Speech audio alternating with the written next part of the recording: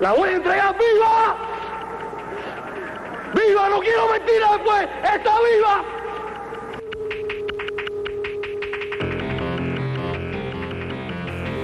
Hola amigas y amigos de la MISI. Es un honor inmenso poder estar en casa del maestro, Premio Nacional de Cine, Fernando Pérez. Gracias maestro por recibirnos. Bueno, es un orgullo tremendo porque hemos tenido la suerte de entrevistar a muchas personalidades, pero yo creo que hoy la MISI se viste de lujo realmente entrevistando a un maestro. En su quehacer cinematográfico, ¿cómo ve el cine para niños y quizás hecho con niños en la Cuba de hoy? Mira, nunca he hecho cine para niños, realmente, pero creo que es una de las expresiones fundamentales también del cine. El cine cubano tiene una filmografía realmente fundamental en ese sentido, y por supuesto hay un nombre cimero que es el de Juan Padrón. Juan Padrón logró expresar, además con una autenticidad, crear un personaje que forma parte de la memoria colectiva, no solo de los niños, sino de los adultos. Que yo pienso que los adultos se siguen divirtiendo. Claro, que yo pienso que ese es la mejor definición del cine para niños. Es un cine que no disminuye ni baja el nivel de comunicación, al contrario, lo eleva. Porque yo creo que los niños son realmente muy imaginativos y el arte es imaginación también. Entonces creo que a partir de ahí se crea esa tradición. Yo sí he podido trabajar con niños en varias películas que he realizado y ha sido una experiencia. En el caso de la película de Martí. José Julián Martí, eres un miedoso.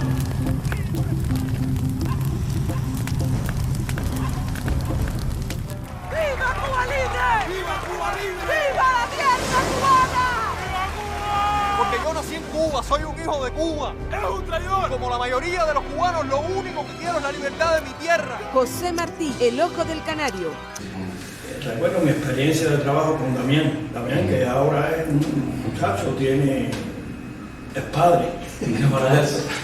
Pero lo curioso, fíjate, tengo que contarlo, Damián como personalidad de niño era un niño muy inquieto, pero inquieto en el buen sentido, quiero decir, ¿no?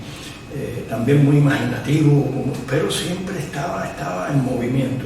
Y la caracterización del Martí niño, que queremos hacer un niño más interior, tímido, concentrado en sí mismo. Y lo curioso era cómo él fue entendiendo esa caracterización. Y realmente yo recuerdo que establecimos un nivel de comunicación a nivel de emociones, no solamente de la racionalidad de cómo interpretar a Martí, que a mí me enriqueció mucho. Damián. ¿Y qué fue lo que llevó a escogerlo a él entre tantos niños y adolescentes que participamos en ese cante? La mirada.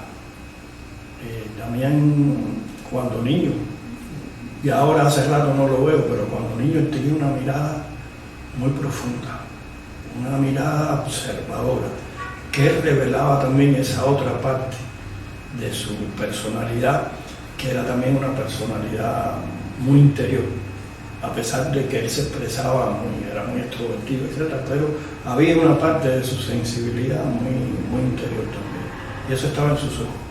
Y eso en el cine era muy importante, o es muy importante. Sí. Y en su caso, maestro, usted desde niño ya había algo que le llamaba la atención para llegar al cine. ¿Se imaginó en algún momento que hoy sería Fernando Pérez que es? No, nunca me lo imaginé, pero te cuento cómo yo llegué al cine, pero incluso ahora, desde mi infancia, desde que yo tendría 6, 7 años, cuando mi papá, que era cartero, yo vivía en Guanabacoa, junto con mi hermana, mi mamá, éramos una familia de pocos recursos, pero a mi papá le encantaba leer. Su libro de cabecera era el Diario de Navegación de Cristóbal Colón, le gustaba jugar ajedrez, todo, y él siempre despertó en mí el gusto por la lectura, Y recuerdo que una vez en la casa, él jugaba mucho con eso, empezaban a aparecer papeles doblados en un zapato, debajo de un jarrón. Y entonces mi hermana y yo lo abríamos y decía, ¿qué será Jerónimo? ¿Dónde está Jerónimo? Descubriremos a Jerónimo. Y nos fue creando una expectativa durante 5 días. ¿Y quién era Jerónimo? Era el título de una película. Y esa fue la primera película que mi hermana y yo vimos. Él nos llevó al cine en Sueño, me acuerdo, de Guanajuato. Y ahí descubrí yo por primera vez lo que era una película. Era una película, por supuesto, del oeste norteamericano, un western con los indios, el indio Jerónimo, que eran los malos, que estaban el cuero cabelludo de la blanca rubia norteamericana, las diligencias. Pero yo salí, wow. Yo descubrí otra cosa. Yo dije, wow, la emoción de... Mi hermana no durmió esa noche porque se asustó con la película. Pero a partir de ahí, el cine para mí era... Y mi papá me llevaba mucho, por lo menos 3 veces por semana, yo me acuerdo. Y entonces yo me entretenía dibujando historias, contando historias dibujadas con los personajes, con sus loguitos y textos y eso, pero yo le ponía créditos como si fuera una película. Entonces ponía Metro Goldwyn Mayer presenta, todo en inglés. Así era lo que recibí. Fue con mi papá, ya yo tendría 12 años, 13, en el año 58 que fuimos a ver El Puente sobre el Río Kwai, una gran película de David Lean, y a la salida, nos había gustado mucho la película, mi papá comentó, esta película está muy bien dirigida. Y ya a partir de ahí yo empecé a buscar más, leía, bueno, los directores, y ya tenía la ilusión, ¿no? No directamente de ser director, pero sí a lo mejor ser crítico de cine. Y ya cuando en el 59, eso fue en el 58, en el 59 triunfa la revolución, se crea el ICAI, yo voy creciendo también. Y así fue creciendo. ¿Y cree que esas películas que usted vio influyó en su educación personal, en su formación?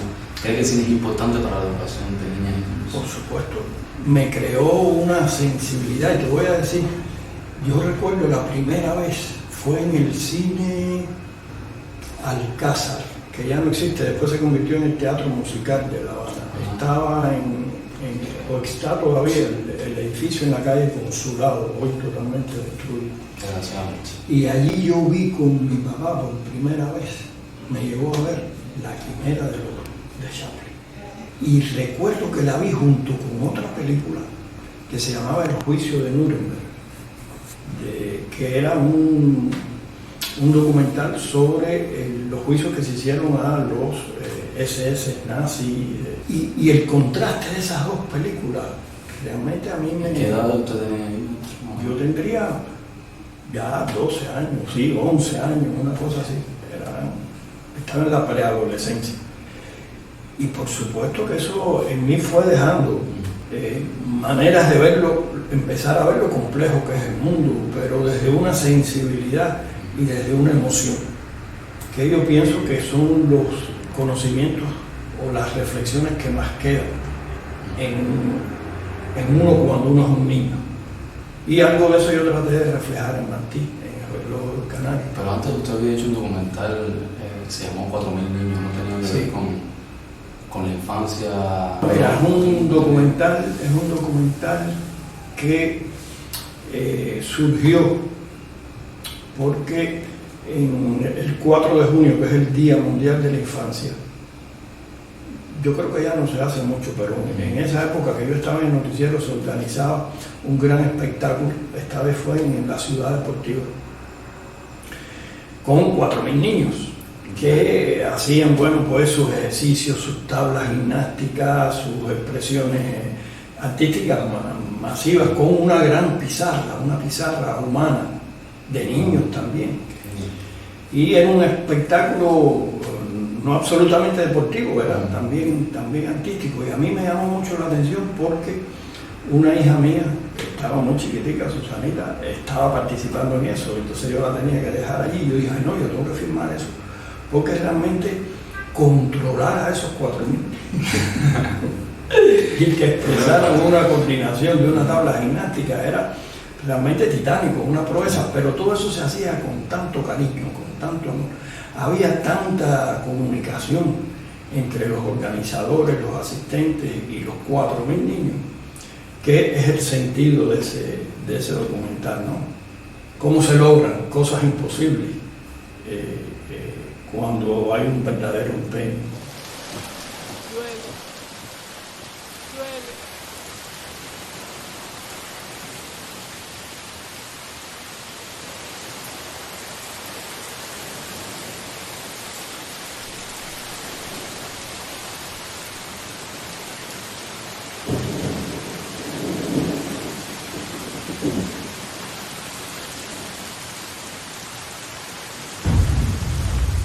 Sí, yo creo que el cine, como cualquier expresión artística, deja huellas en cada niño. ¿Usted cree que sería importante que en las escuelas exista un programa de clases que acerque a los niños a los medios audiovisuales? Por supuesto. Se ha perdido. Sé que a veces no hay condiciones, etcétera, pero mira, yo lo pedí cuando hice José Martí, El Ojo del Canario. Yo pedí y yo iría a cada debate que se pusiera en las escuelas, pero no en las escuelas, en la misma escuela, sino que se trajera a los niños al cine Chaplin o a un buen cine, porque eso es algo que se ha ido perdiendo también. A veces te ponen una película en un local cualquiera, con mucha luz, sin buen sonido, la película ni se ve, entonces se pierde lo que es el sentido, la apreciación del cine. Y eso es una educación también, es una educación estética y cultural. Y yo dije, no, que se organice con el Ministerio de Educación, a mí no me importa, yo voy, aunque sea todas las mañanas, y después discuto con los niños, no solamente el contenido de la película, sino también la apreciación cinematográfica de la película, el lenguaje, por qué fue hecha así, para qué, etc. Pero no prosperó. Pero sí tuve la oportunidad de participar en algunas iniciativas de maestros de primaria. Yo recuerdo una experiencia muy linda que fue en Adamar, que una profesora me invitó, me dijo, no, yo quiero que usted venga con la película para discutir con alumnos, niños de 3 aulas, creo que era de tercero, cuarto, quinto y sexto. Y yo le dije, óigame, pero usted está segura, la película es para mayores de 12 años y ha provocado cierta polémica por algunas escenas de la película Martí, el Ojo. Y ya, pero bueno, polémica por algunas escenas que, bueno, cuando el niño Martí, la realidad. Claro, cuando el niño Martí descubre la masturbación, todo esto. Y ella me dijo, ¿usted lo consultaba con me dijo, no, yo sé que eso va a funcionar, venga para acá. Le digo, bueno, yo lo comparto con usted. Una experiencia memorable. Los niños vieron la película. Y el diálogo fue para mí un momento, wow, qué inteligente, qué espontaneidad, qué sinceridad en analizar lo que ellos habían visto. Claro, y ese deseo de seguir viendo, de seguir poder hacer también, que en eso, se desarrolla nuestro festival MISE, porque tratamos de darle posibilidad a los niños, darle materiales, talleres, y que luego puedan intercambiar sus mismas obras. Maestro, ya que estábamos hablando de Martí, no quiero perder la oportunidad de que usted nos hable de la figura de Orosio. Cuéntenos, sé que hay una escena que se filmó en Guanabacoa, donde ella se sintió muy mal y usted dijo que iba a parar el rodaje y sin embargo se hizo. Ella dijo, no, yo estoy aquí, ¿qué vamos a hacer? Mira cómo fue. Primero, yo hice un casting muy cuidadoso, además a mí me gusta mucho trabajar en la búsqueda del reparto.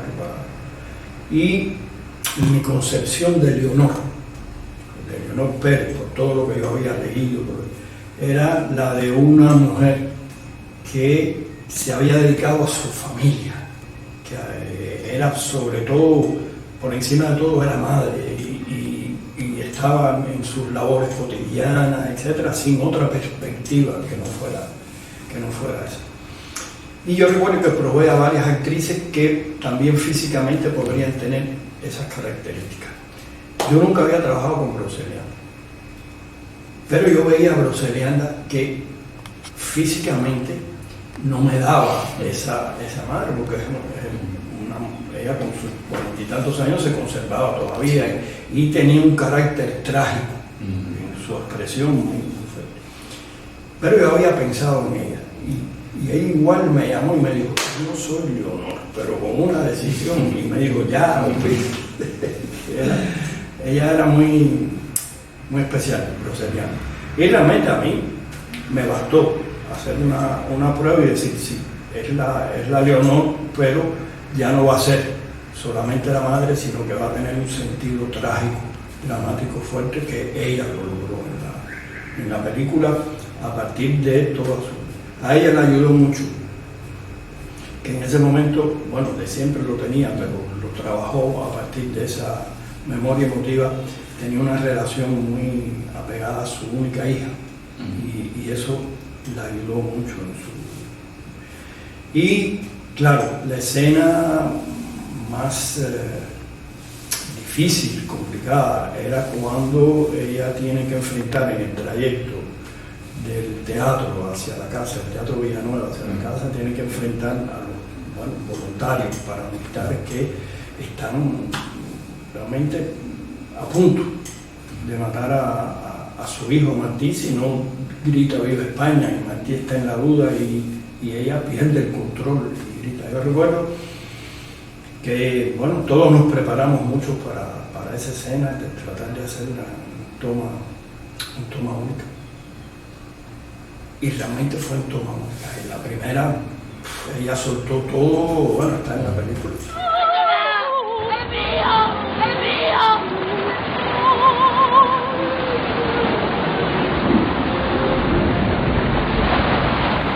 Y eso nos pasa a los directores. Yo dije, bueno, pero yo quisiera volver a hacer otro plano. Y déjame buscar a Brocelianda ahora para decirle que se prepare. Y cuando voy a hacer, me dice a un asistente, no, está vomitando. Realmente había sido muy... Y yo dije, no han tomado esa toma. Pero después incluso, cuando ya editamos la película y empezamos a trabajar la banda sonora, tuvimos que doblar toda la banda.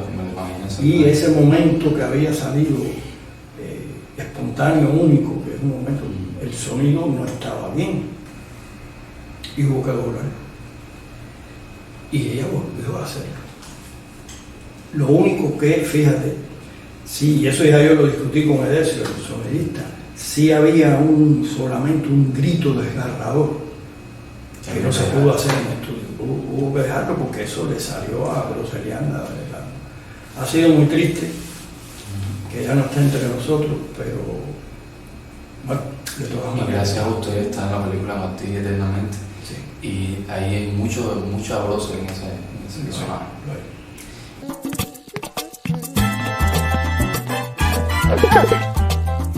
Y bueno, maestro, hablando ya de Decio, que tocamos el tema de eso, nos hizo la anécdota de cómo llegó usted, que ya usted lo tenía pensado, pero que mucha gente le decía, no, que ya Fernando tiene su sonidita para clandestino. Y bueno, cuénteme cómo es este proceso de trabajo con Edesio. Yo había visto a Edesio, me acuerdo, en la televisión, que habían hecho un reportaje sobre música electrónica, y lo vi ahí y yo dije, ese muchacho era joven, con la melena, Edesio era muy excéntrico. Y yo dije, ese muchacho me gustaría probar. A partir de ahí, de clandestino, ya que creció una comunicación. ¿Por qué? Porque Edesio es uno de los colaboradores que yo he tenido más nobles, más generosos y más trabajadores.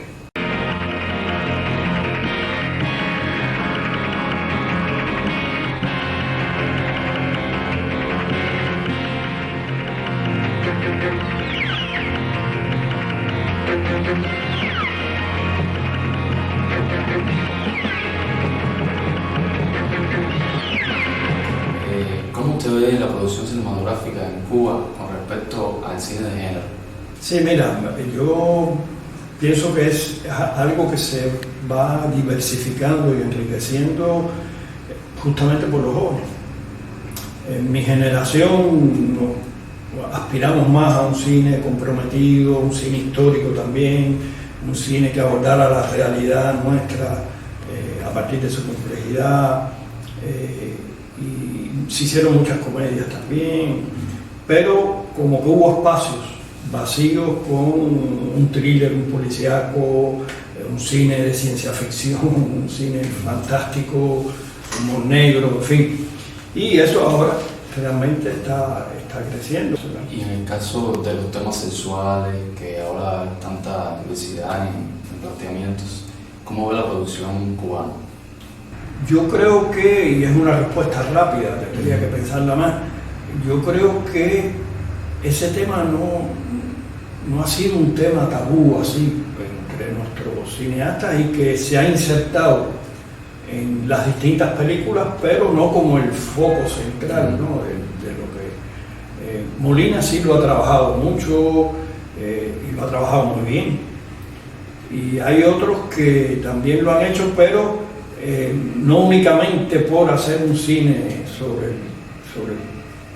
el sexo, etc., sino que eso forma parte de cada historia. Como el cubano también es muy desinhibido en eso, entonces la expresión responde a eso también. Está presente como algo orgánico. Claro.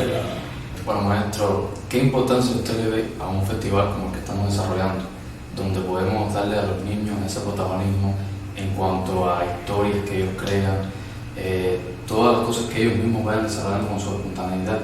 ¿Cómo usted ve la importancia de este festival? No, una importancia fundamental, sobre todo si parte de esos principios que tú has dicho, donde no se ve al niño como algo pequeñito que hay que hablarles en un lenguaje disminuido, etcétera, ¿no? Sino que parte justamente de esa espontaneidad, de esa sinceridad y de esa capacidad que tienen los niños de asomarse a la realidad sin ningún tipo de prejuicio. Y creo que sí que va a ser una contribución para desarrollar futuros talentos y que vayan encontrando cómo hacer evolucionar sus vocaciones, ¿no? O a encontrar su propia vocación en esa. Incluso como ser humano también le brinda muchísimo. Bueno, maestro, muchísimas gracias por su tiempo y esperamos que esté en nuestros escenarios cuando comencemos nuestro festival ya físicamente en los cines. Bueno, Muchísimas gracias, maestro. Gracias por su tiempo.